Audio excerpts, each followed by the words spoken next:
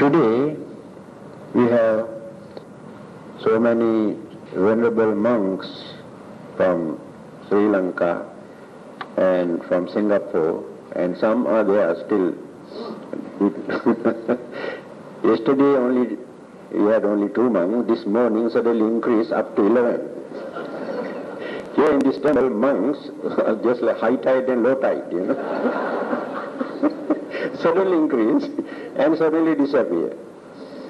And so we are very happy about that. And these venerable monks are very learned monks, very good preachers, and tonight they are not going to talk because they are visitors. So if they give public talk, they get into trouble. The question is a very big one. It's nearly half a page. But there are many things in this question. If the Buddha had already been predestined to attain full enlightenment during his final birth, then conditions during that final birth should be perfectly conducive for his final enlightenment and should be free from all problems and perfections. Not yet finished. The question is not yet. However, the Buddha encountered so many problems and difficulties before attaining full enlightenment during his final birth. For example, at one stage, he nearly died of starvation. He also had to leave his wife and newborn son behind in order to seek enlightenment. This act of desertion appeared to be very irresponsible and inhuman. What are the explanations for this?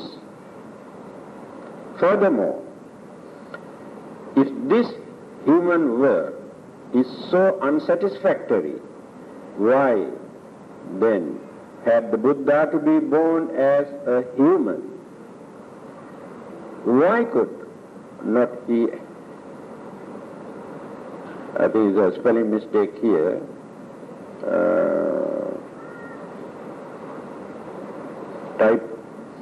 Typing errors. Why could not he, upon the human birth, instead of becoming a Deva or God or Brahmas or any other kind of supernatural living being, why did he become a human being in order to become a Buddha? So there are few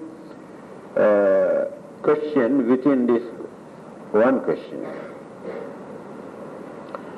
And now I have forgotten what I read earlier. Let me start from the beginning. If the Buddha had already been predestined to be, yes, I can remember. So when we read the life story of the Buddha, we can understand this. Earlier it is mentioned that purpose of his coming to this world or becoming a human being is to gain enlightenment or to become a Buddha. In that case, after preparing all the necessary qualities and virtues and knowledge and wisdom, by knowing that the main purpose of his coming to this world is to become a Buddha, why did he suffer? Why did he practice wrong method? Why did he suffer physically and mentally? Then how can we believe that he was sure that definitely he can gain his enlightenment. That means at the beginning he had no clear mind, or he has not chosen the correct path, or he did not practice the correct method in order to gain his enlightenment. I think the questioner is right. The answer to this question is, although he has completed all the paramitas or 10 perfections during his previous birth, life after life, he went on cultivating all the great qualities and the virtues by eradicating certain human weaknesses and defilements from his mind. He has not completely eradicated his ignorance, misunderstanding, misconceptions, and so many other weaknesses. But he is an extraordinary human being when you compare with others. Then he asked, if his purpose is to become a Buddha, why did he renounce or deserted his young wife, newly born baby, and his kingdom, and he created a lot of worries and disappointments amongst his family members? So the Christian says it is actually inhuman acts. He is cruel, irresponsible. How can a married man give up his wife and child and run away from that house? He has done this more than 2,500 years ago. When he renounced his family, his wife and property, all his family members, especially his wife,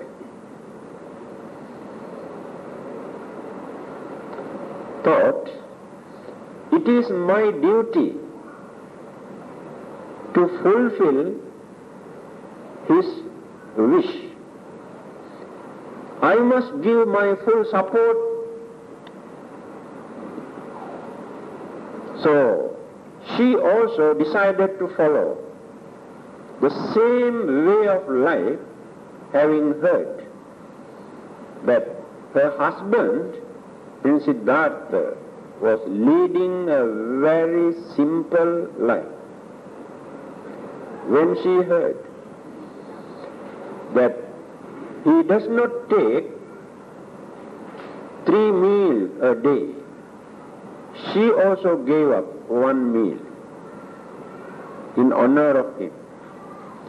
When she heard her husband does not wear valuable jewelries, as a young lady, she also gave up all her valuable jewelries. When she heard her husband does not use beautiful, colorful dress, she also gave up all the extra gadgets and colorful dress. It is the most difficult thing for a lady to do. She used a pure white cloth, piece of cloth, as her dress. When she heard that husband cut off his hair,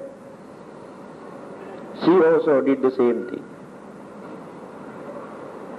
And this is the way how his wife cooperated, appreciated of Prince Siddhartha's renunciation. But our people are still crying here after 2,500 years ago what the Buddha has done when he heard that he gave up his wife.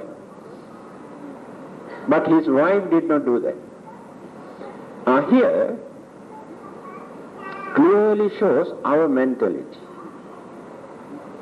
Our minds are bound to this worldly life. And we have not realized what this life, what this world, where we live, the real nature. Bondages, fetters. And in spite of various sufferings and disappointments, unsatisfactoriness, unhappiness, we maintain all our things as dear and near and valuable things.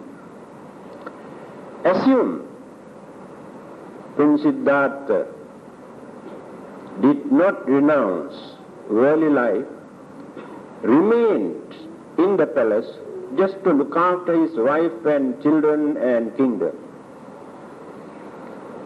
Where we can find a Buddha today. If he remained at home in the palace to run the kingdom, rule the country, do you think there will be a single human beings in this world today who respect Prince Siddhartha? Why millions or billions of human beings kneel down, bow down, worship, pay respect, follow him? Because of that renunciation. Now, which is more important, that one wife and one child or kingdom? On the other hand, what is the main purpose of his renunciation?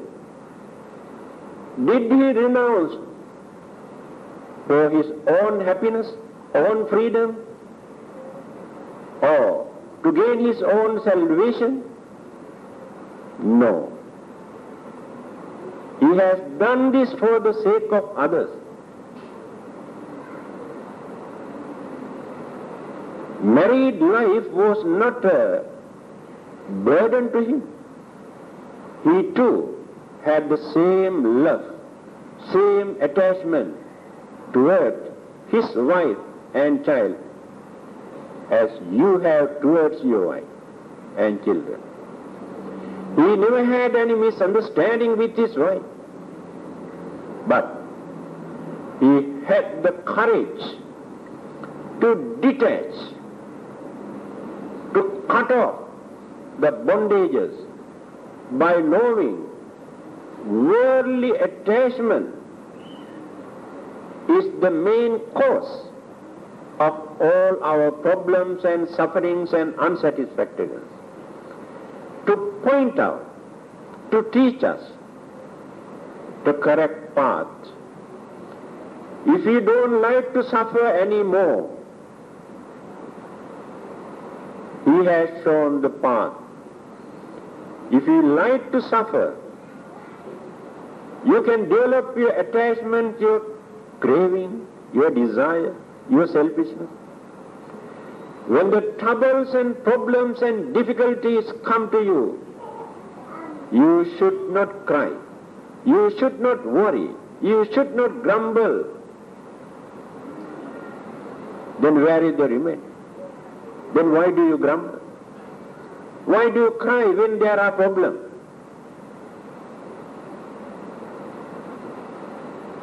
One who has detached, one who has reduced those bondages, never cry, never worry, never experience disturbances in his life. This is the way how they enjoy their freedom, their happiness and satisfaction in their life. Therefore, how can we say he is an irresponsible person? He has done an inhuman act. He had the courage and knowledge and understanding to do that for the benefit of others. This is the answer for that section. Then let us come to the second part.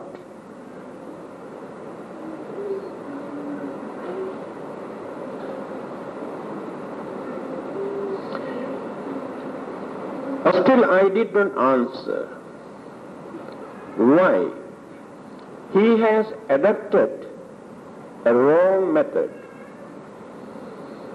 in order to gain his enlightenment or to become a Buddha. As a young prince, from the very beginning, he was contemplating very deeply, not like an ordinary young man.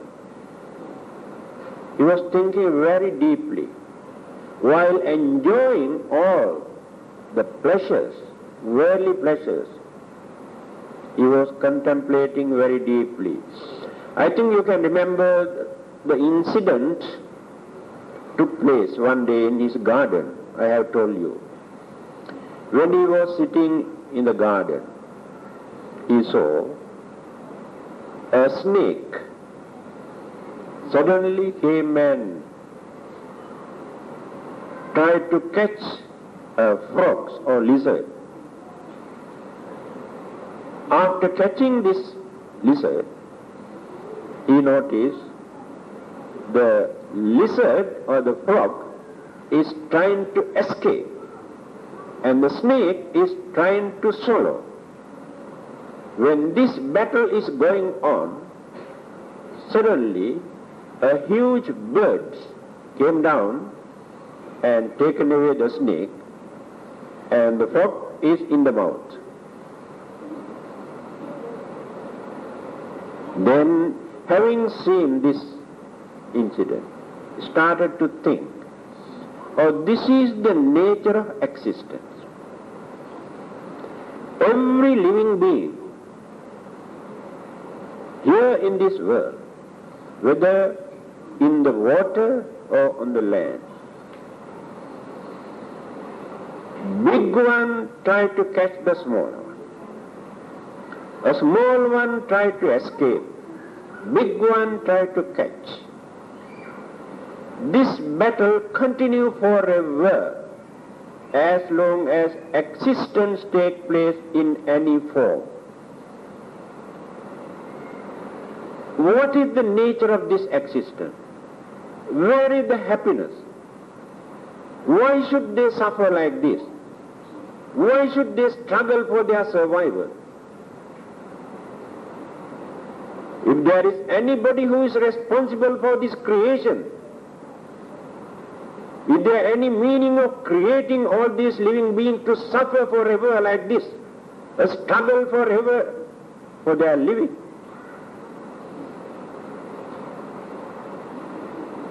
This is the way how we analyze.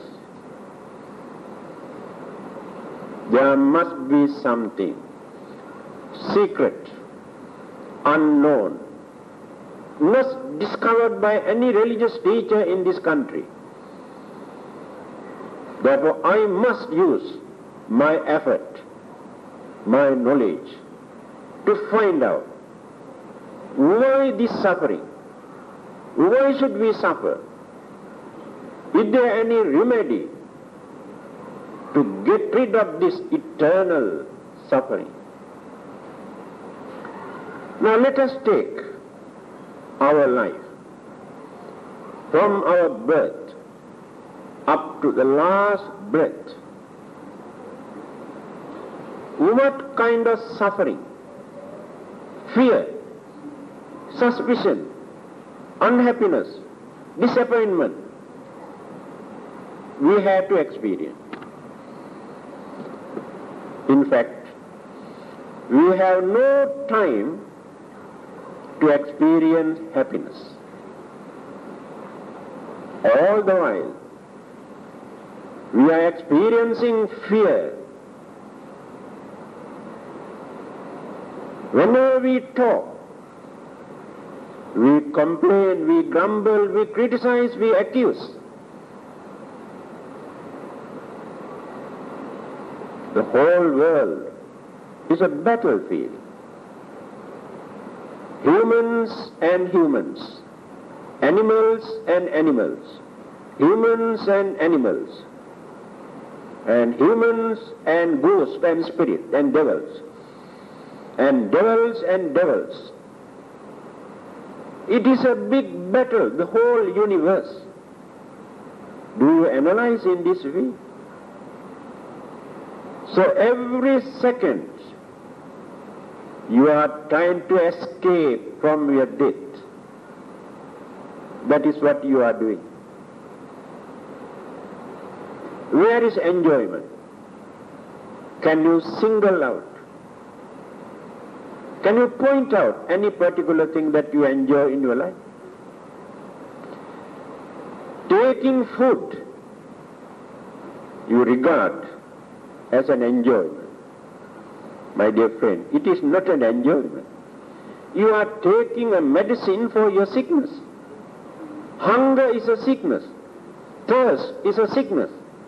So when you eat, when you drink, it is a medicine to quench, to satisfy, to cure that hunger, that thirst.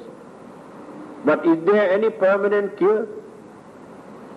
Within few hours' time again you have to suffer from the same sickness.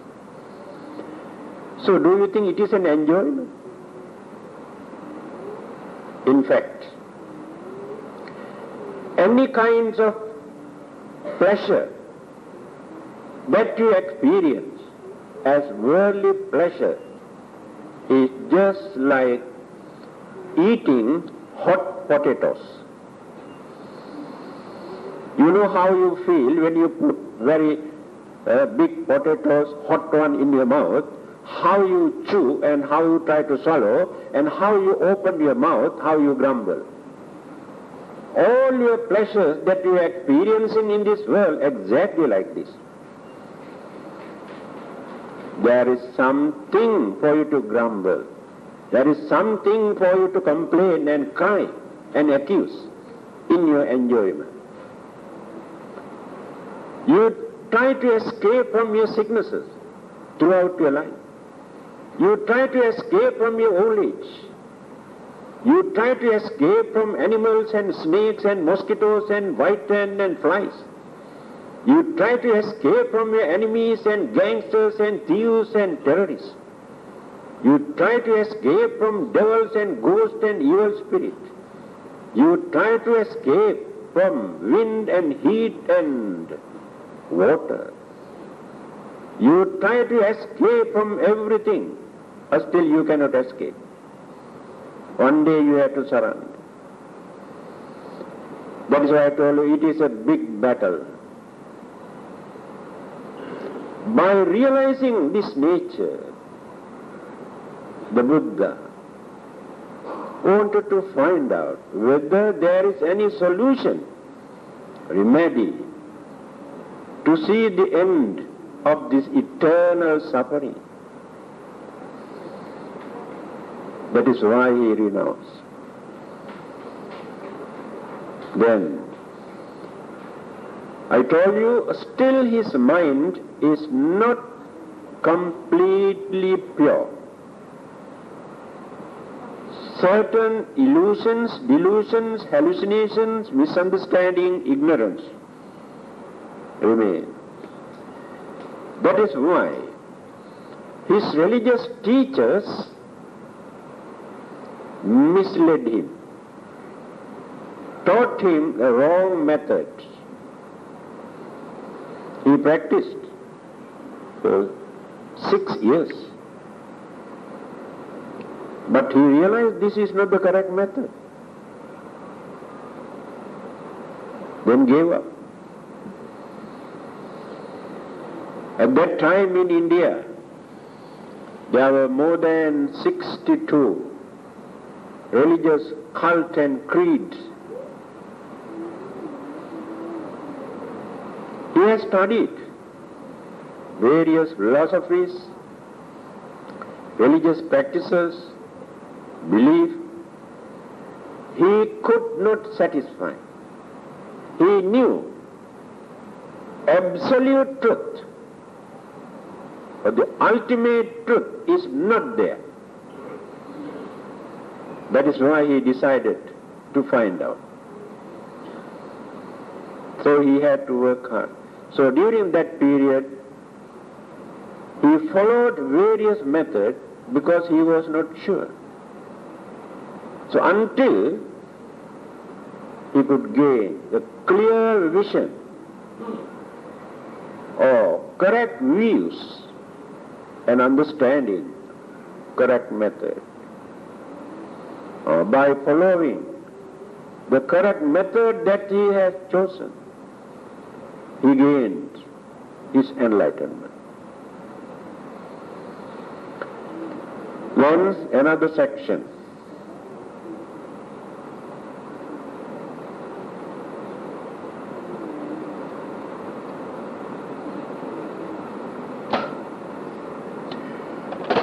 If this human world is so unsatisfactory, why?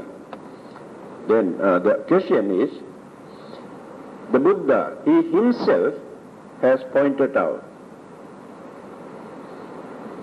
any kind of existence, not only human existence, whether as humans or devas or brahmas or God, any kind of gods, there they experience some sort of unsatisfactoriness in their life. But they have different kind of unsatisfactory. Now let us take animals and humans. We regard animals as unfortunate living beings. Yes, they are unfortunate. First thing, they do not know anything about their life. They are in the dark. They do not know how to cultivate, how to shape up their life. They follow the nature, animal instinct. They have no sense of reasoning and understanding. They have no intellect and wisdom, although they have some sort of mental power to recognize certain things, requisite only for their survival, to escape, limited. But as human beings, we have extraordinary human or mental faculties, more advanced than any kind of animals in this world. But sufferings, animals and humans have to experience. Now let us take devas. Although we go and worship and do some offerings, they too have their own problems. They also have anger, jealousy, greed. So their minds are not free from many of those mental defilements. No doubt, lifespan or period, they can experience a longer period than human being. Definitely, one day there must be an end to their life also, whether devas or God or brahmas. Earlier they thought this is eternal, that life is permanent. The Buddha said, no, it is not eternal. Still they are within this cycle of birth and death or samsara.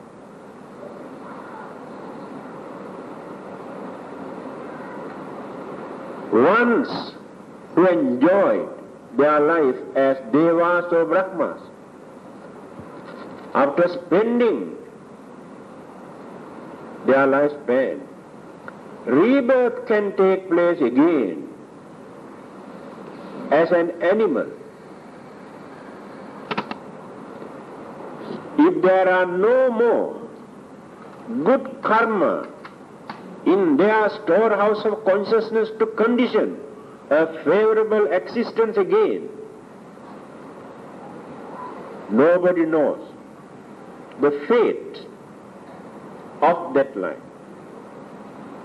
And today we are living as human beings. We are fortunate enough because our five senses are working. We can see, we can hear, we can smell, we can taste, we feel, and we can think. But how many millions of others have lost their sight and hearing, smell, taste and feeling, and no more thinking power, mad? In that respect we are very fortunate. In that respect we are very fortunate. Again, when you compare human life with animals, we are very fortunate. We can mold our future life. Animals cannot do that. They do not know anything.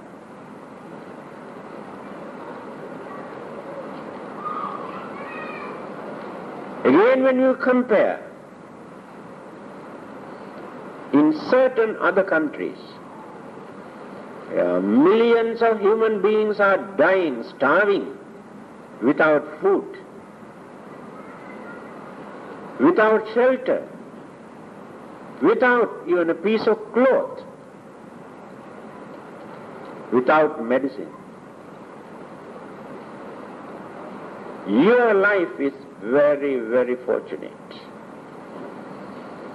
In fact, many of you have more than enough.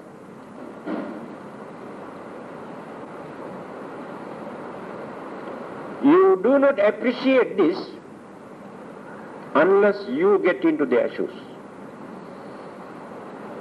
Now let us take those refugees, Vietnam, Cambodia, Laos, Afghanistan, and India, Sri Lanka, Philippines, millions, in millions, run away for their life. Nothing for them to carry with them. How much can they carry? And many died in the jungle, in the sea, in the water. Again compare their life with your life. How fortunate you are. But still, you have so many other problems. Every minute you are facing so many problems, worries, grumble about your health, your income, your family, your wife, your husband, your children, your neighbors. Always complain. No satisfaction. We never gain complete satisfaction in any part of the world. Go to heaven, so-called heaven. Go to Devaloka and Brahma world. Or any other part of the universe where there are living beings. Whether they experience complete satisfaction in their life? No. This is the nature of existence. Now if we can understand this situation, then we know how to console our own mind. When there are problems and troubles and disturbances, We know how to think, how to face, without worrying and grumbling. This understanding is very important to experience some sort of satisfaction in our life, without grumbling.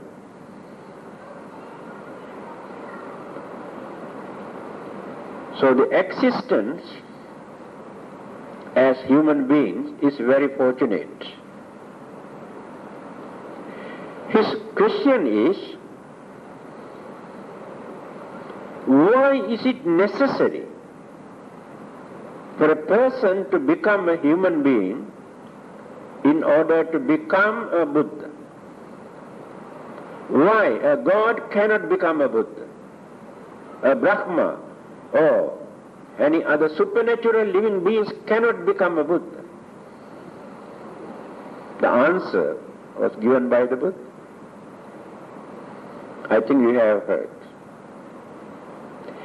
During his previous birth, the Buddha to be, not yet attain Buddhahood, you can say Buddha to be.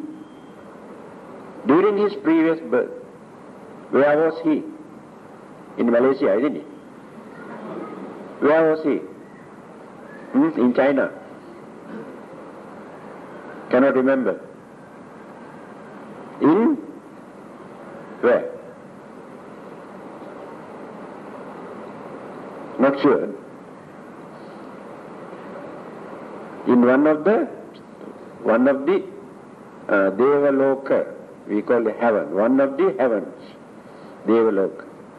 He was experiencing, enjoying worldly satisfaction. So when he was enjoying there, their way of life and our way of life also differ. When the Buddha preached to those devas, remember, the Buddha does not talk too much about physical suffering, because they are free from many kind of physical suffering that we are facing. But when the Buddha preached to human beings, he talked a lot about suffering. He says, Jati vidukkha, jara vidukkha, vyadi vidukkha, maranam vidukkha, yam picchan nalapatitam vidukkha, apriye sampayogo dukkho, piye vipayogo dukkho. Many kind of dukkha and dukkha and dukkha everywhere, nothing but dukkha. But the same kind of dukkha, so suffering, you cannot find in heaven or Devaloka. But they too have dukkha, suffering. Now, sicknesses, old age and death, these things are different. Devas never get old. And sicknesses also, I think, very seldom. They are not completely free from sicknesses, but not like us. And their death also not like ours. When we are going to die, we are going on dragging how many days, how many hours, going on suffering and suffering and suffering. Then we go and put one tube here, another tube here, and try to hold on for some time, but somehow the other one day, finish everything, gone. Whatever method we adapt, that one goes off. But devas, they never face this kind of death. Just like a flame of a candle, when that flame is blown out, disappear, nobody knows where that flame is. So the physical existence of devas and brahmas in those part of the world or the universe is like this. Lesser suffering, but they too suffer.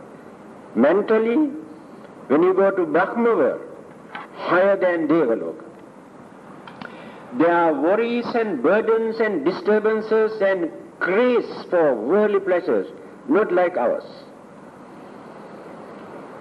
Now this is Kamaloka. There people are crazy for pleasure, animals and humans. they fight and kill each other because of this crazy attitude for pleasure. But devas also fight for this, but not like human beings. When you go higher, Brahma, those who have cultured, developed, trained their minds by reducing their craving, anger, jealousy, grudge and greed and all sort of things, when rebirth take place in one of the Brahma world, they experience a wonderful happiness there. Contentment, happiness, satisfaction. And their sensual pleasures also not like us. They do not experience their pleasure by using all the five senses. Control. Even then, sufferings, uncertainty, impermanency, anicca, dukkha, anatta, all the three characteristics they too experience. But before that, many people in India believe that is the final goal, eternal life, everlasting life in heaven, in Brahma world. The Buddha is the only teacher who pointed out it is not eternal. As long as we remain within this cycle. Then, now you have learned the difference. So, human beings have more potentials than devas and brahmas. Although they are free from many kinds of suffering, human beings have more potentials in their human intelligence. So their human intelligence is far superior to any of those living beings. So human beings are the only living beings who can develop their intelligence, understanding, wisdom, who can purify their mind completely. That is why only a human being can become a Buddha. That is why devas cannot become a Buddha. This is the answer. Why is it necessary for a person to become a human being in order to become a Buddha? I think these exactly 45 minutes, these few words are more than enough. Yes, our friends wanted to ask something. What is your problem?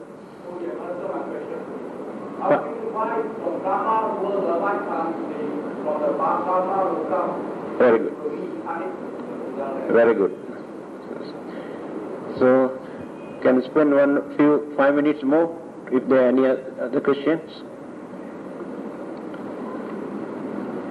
So next Friday, what is our questions?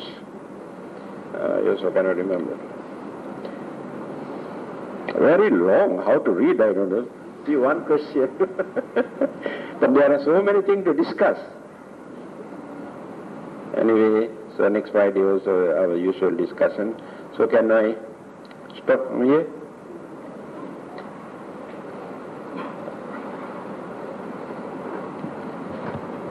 ශ්‍රවණය කිරීමෙන් හා දහම් පඬුර පූජා කිරීමෙන් ලබන ලද කුසලානිසංස ධර්මයන් හේතු කොටගෙන මෙතන් පටන් නිවන් දක්නා ජාති දක්වා නරකාදී වූ සතර අපායෝත්පත්ති දුක්ඛකට නොපැමිණ දිව්‍ය ලෝක සම්පත් මනුෂ්‍ය ලෝක සම්පත් ලැබීමෙන් අවසානයේහි අමා මහ නිවන් සම්පත් ලැබීමට හේතු ආසනා වේවායි සිතා පින් අනුමෝදන් විය යුතුය.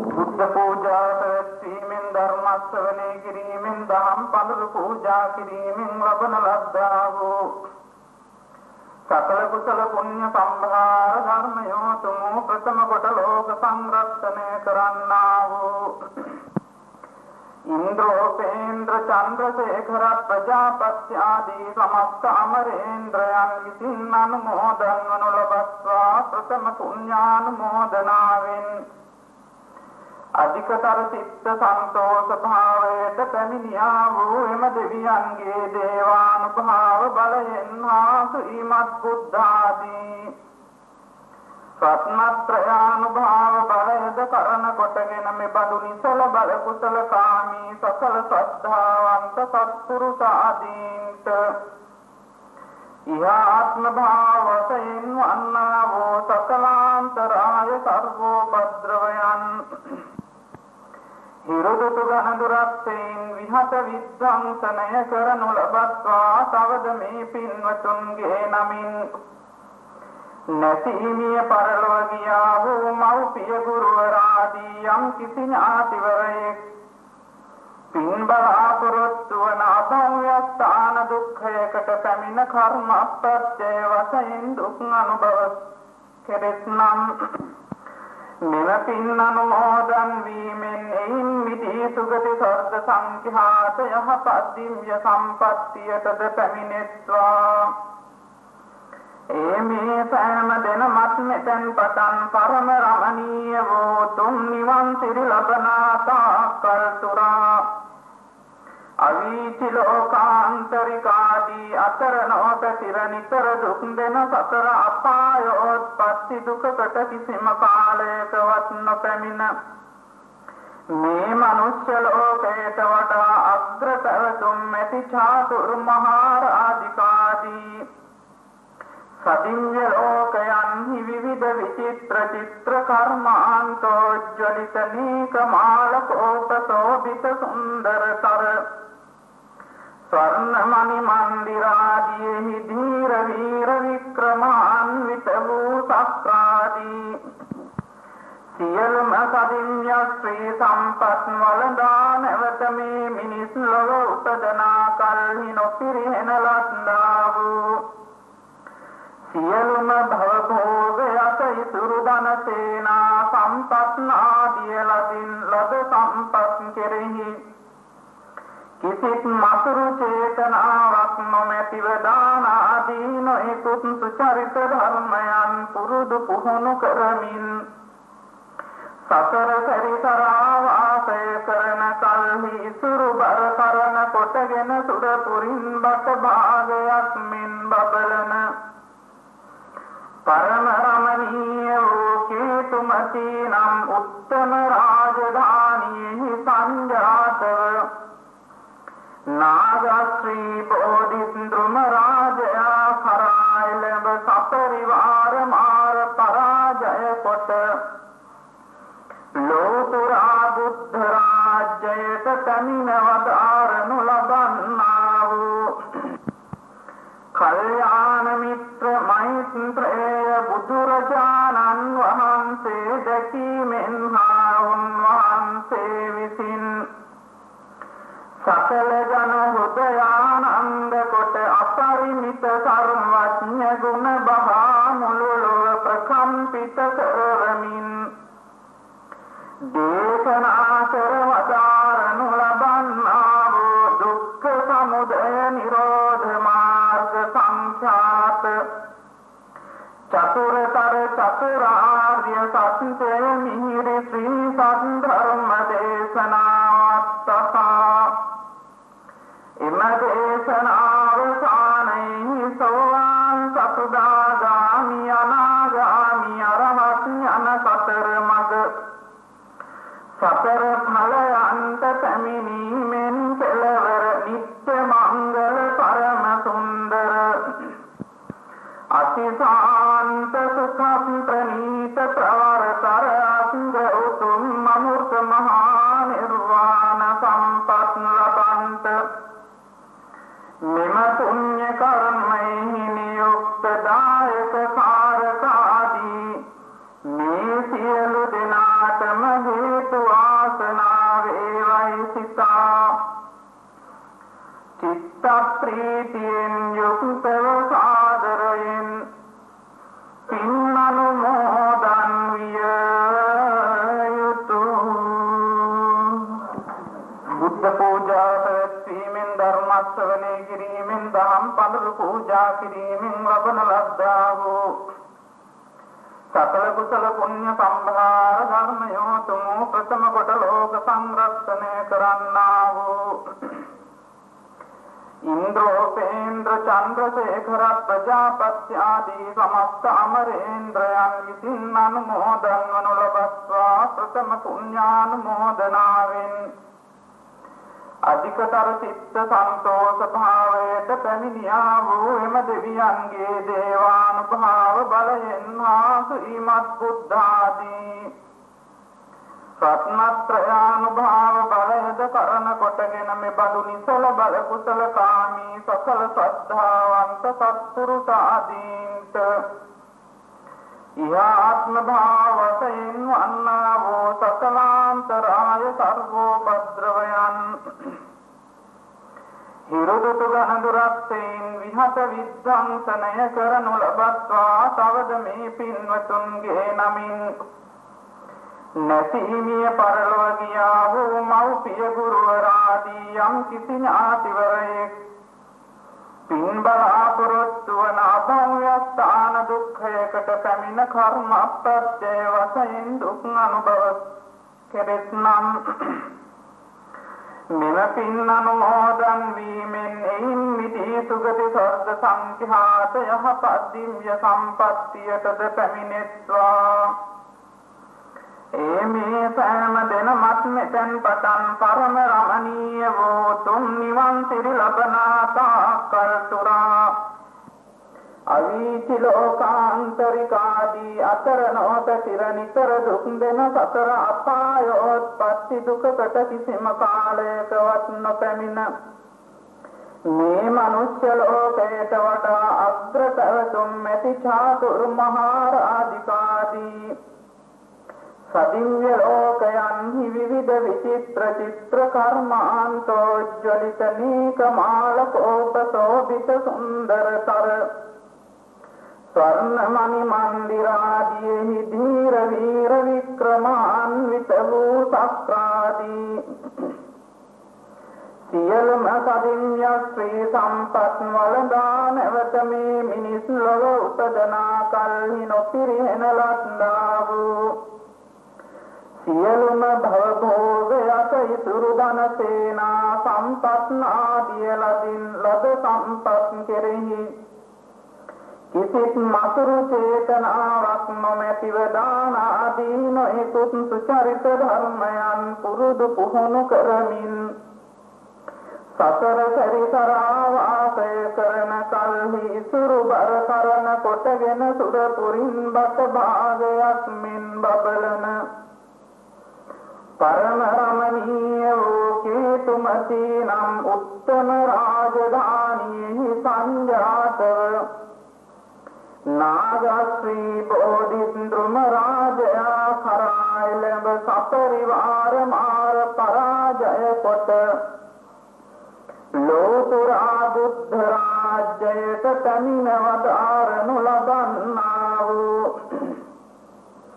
කල්යාණ මිත්‍ර මෛත්‍රේය බුදුරජාණන් වහන්සේ දැකීමෙන් හා උන්වහන්සේ විසින් සකල ජන හෘදයානන්ද කොට අපරිමිත සර්වඥ ගුණ බහා මුළු ලොව ප්‍රකම්පිත කරමින් දේශනා කර වදාරනු ලබන්නා වූ දුක්ඛ සමුදය නිරෝධ මාර්ග සංඛ්‍යාත චතුරතර චතුරාර්ය සත්‍ය මිහිරි ශ්‍රී සද්ධර්ම දේශනාවත්තා එම දේශනාවසානයේ සෝවාන් සතුදාගාමි අනාගාමි අරහත් යන සතර මඟ සතර ඵලයන්ට පැමිණීමෙන් කෙලවර නිත්‍ය මංගල පරම සුන්දර අතිශාන්ත සුඛ ප්‍රණීත ප්‍රවරතර අංග උතුම් අමෘත මහා නිර්වාණ සම්පත් ලබන්ත මෙම පුණ්‍ය කර්මයෙහි නියුක්ත දායක කාරකාදී මේ සියලු දෙනාටම හේතු ආසනා වේවයි සිතා ප්‍රීතියෙන් යුක්තව සාදරයෙන් පින් අනුමෝදන් විය යුතුය. බුද්ධ පූජා පැවැත්වීමෙන් ධර්ම ශ්‍රවණය කිරීමෙන් දහම් පඬුරු පූජා කිරීමෙන් ලබන ලද්දා වූ සකල කුසල පුණ්‍ය සම්භාර ධර්මයෝ තුමු ප්‍රථම කොට ලෝක සංරක්ෂණය කරන්නා වූ ඉන්ද්‍රෝපේන්ද්‍ර චන්ද්‍රසේඛර ප්‍රජාපති ආදී සමස්ත අමරේන්ද්‍රයන් විසින් අනුමෝදන් වනු ලබත්වා ප්‍රථම පුණ්‍යානුමෝදනාවෙන් අධිකතර සිත් සන්තෝෂ භාවයට පැමිණියා වූ එම දෙවියන්ගේ දේවානුභාව බලයෙන් හා ශ්‍රීමත් බුද්ධාදී රත්නත්‍රයානුභාව බලයද කරන කොටගෙන මෙබඳු නිසල බල කුසල කාමී සකල ශ්‍රද්ධාවන්ත සත්පුරුෂ ආදීන්ට ඉහාත්ම භාවයෙන් වන්නා වූ සකලාන්තරාය සර්වෝපද්‍රවයන් හිරුදුතු ගණදුරත්තෙන් විහත විද්ධංසනය කරනු ලබත්වා තවද මේ පින්වතුන්ගේ නමින් නැසීමිය පරලොව ගියා වූ මව්පිය ගුරුවරාදී යම් කිසි ඥාතිවරයෙක් පින් බලාපොරොත්තු වන අභව්‍ය ස්ථාන දුක්ඛයකට පැමිණ කර්ම අප්‍රත්‍ය වශයෙන් දුක් අනුභව කෙරෙත්නම් මෙම පින් අනුමෝදන් වීමෙන් එයින් මිදී සුගති ස්වර්ග සංඛ්‍යාත යහපත් දිව්‍ය සම්පත්තියටද පැමිණෙත්වා. මේ සෑම දෙනමත් මෙතෙන් පටන් පරම රමණීය වූ තුන් නිවන් සිරි ලබනා තාකල් තුරා අවීචි ලෝකාන්තරිකාදී අතර නොපැතිර නිතර දුක් දෙන සතර අපායෝත්පත්ති දුකකට කිසිම කාලයකවත් නොපැමිණ මේ මනුෂ්‍ය ලෝකයට වඩා අග්‍ර පැවතුම් ඇති චාතුරු මහාරාධිකාදී සදිව්‍ය ලෝකයන්හි විවිධ විචිත්‍ර චිත්‍ර කර්මාන්තෝජ්වලිත නීකමාලකෝපසෝභිත සුන්දරතර ස්වර්ණමණි මන්දිරාදීහි ධීර වීර වික්‍රමාන්විත වූ සක්‍රාදී සියලුම සදිව්‍ය ශ්‍රී සම්පත් වළඳා නැවත මේ මිනිස් ලොව උපදනා කල්හි නොපිරිහෙන ලද්දා වූ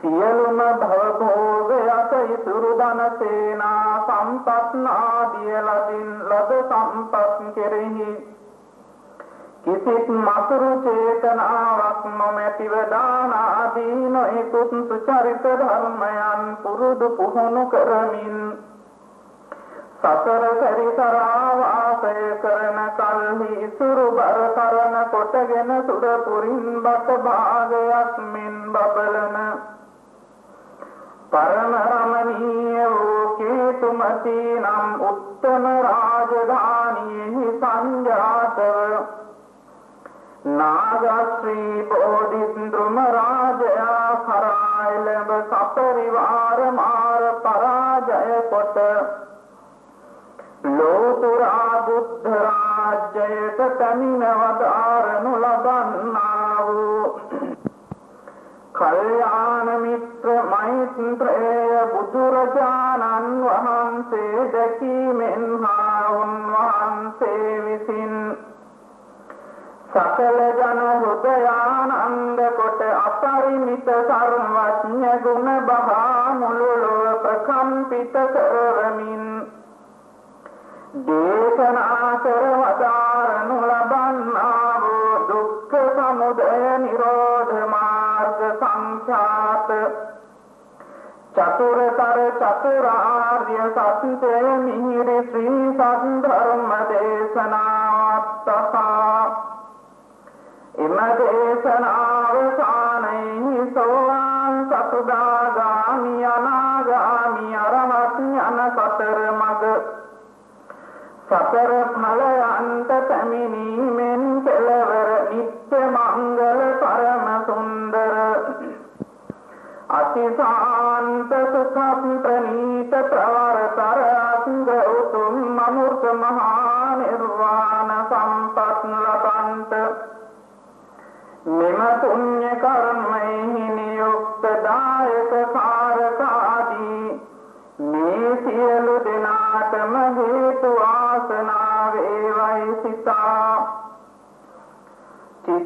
ප්‍රීතියෙන් යුක්තව සාදරයෙන් පින් අනුමෝදන් විය යුතුය.